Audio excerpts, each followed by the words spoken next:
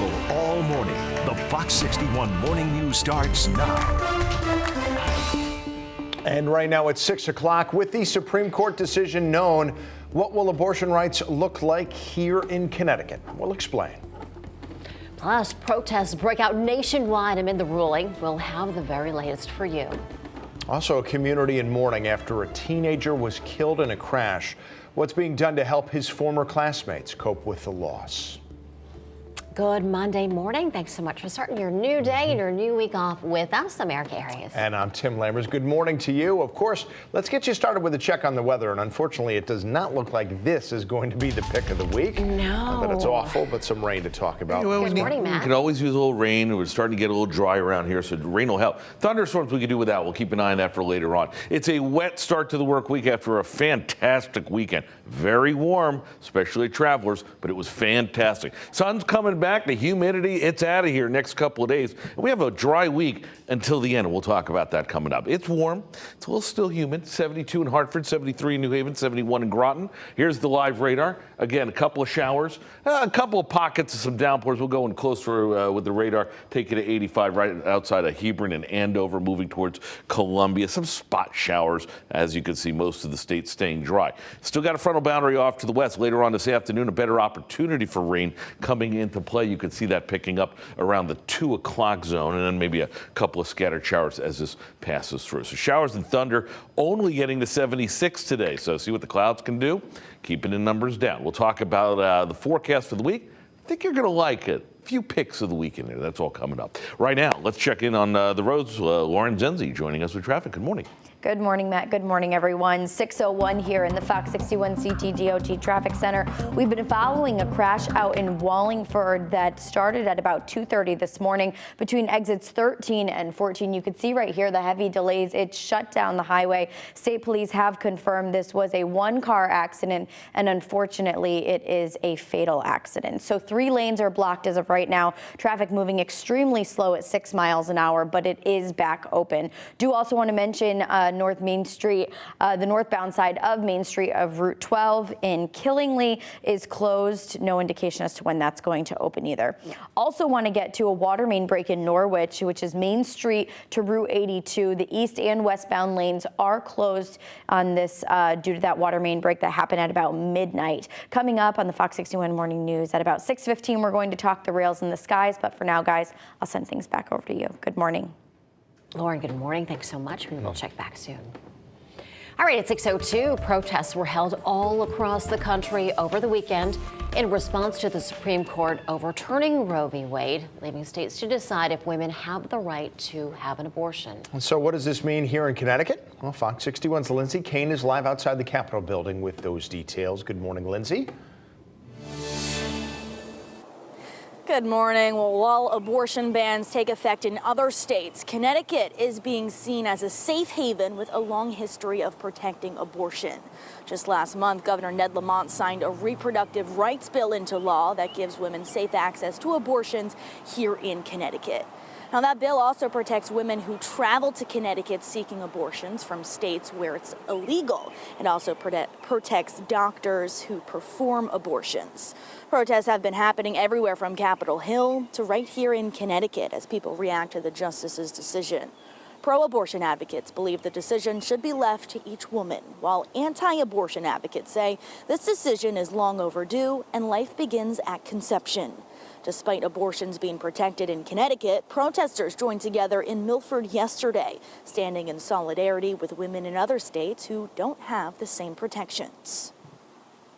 I don't have control over my own body anymore. I leave it up to other people to decide, and I am extremely scared of that. I was angry, still angry, but I want to do something productive with that anger. Again, while abortions are and will remain legal here in Connecticut, as of today, states like Arizona, Louisiana, Kentucky, Oklahoma, and South Dakota, abortions are illegal with no exception for rape or incest. Live in the capital city, Lindsay Kane, Fox 61 News. Lindsay, thanks. Well, demonstrations continue across the country in response to the Supreme Court's decision. So-called trigger laws restricting or banning abortion either immediately went into effect or will very quickly. Now, one of those is South Dakota, where the ban is already in effect. As of today, abortions are illegal in our state, and they're only allowed to save the life of the mother. This decision and this policy will kill people, and that's what the data shows, and that's what the statistics show. Republicans have been quick to point out the ruling does not constitute a nationwide ban on abortion. Legal scholars say the ruling is one of the few times in history that the court has struck down an earlier decision establishing a constitutional right. And over the weekend, protests erupting in New York and Chicago. People turning out, voicing their opinions. You see the incredible crowds there. Oh, some say this is a big step in the right direction as pro-choice advocates pledge to fight back. Well, in Longmont, Colorado, a pregnancy care center was vandalized and set on fire. Graffiti spray painted on the building read, "If abortions are not safe, neither are you." Police are investigating the arson, which they said happened less than 24 hours after the Supreme Court's decision. For continuing coverage into the Supreme Court's decision to strike down Roe v. Wade, stay with Fox 61 on air and on Fox 61 Plus for the latest national and local reactions. And happening today, more decisions are expected to be handed down by the Supreme Court. The court has indicated that this will not be the final day for opinions before the justices' summer recess. There are 7 opinions remaining, including immigration, environmental regulation, and also religious freedom.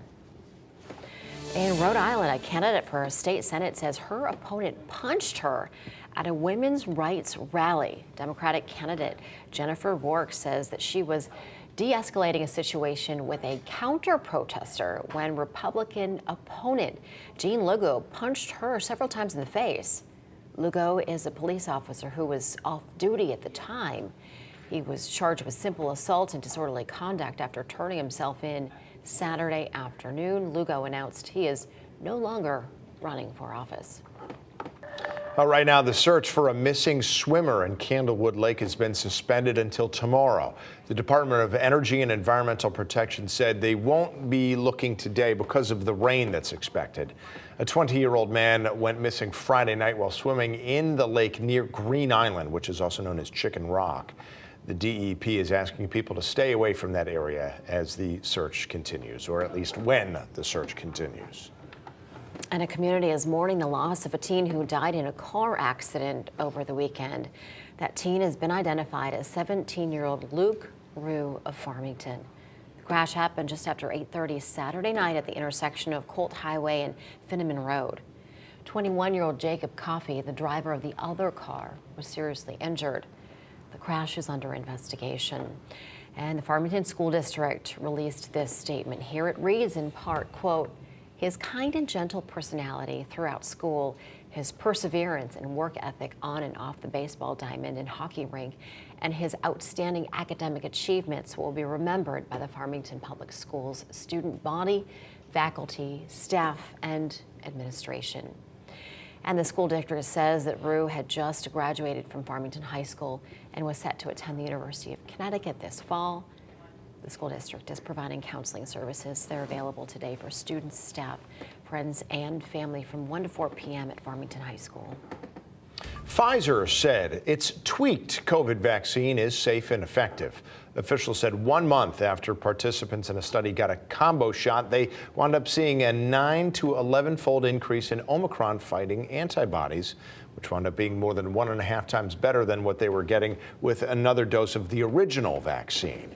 Reports show that the tweaked shots produced antibodies capable of fighting Omicron's BA.4 and BA.5 variants, both of which are starting to become more and more predominant in the U.S.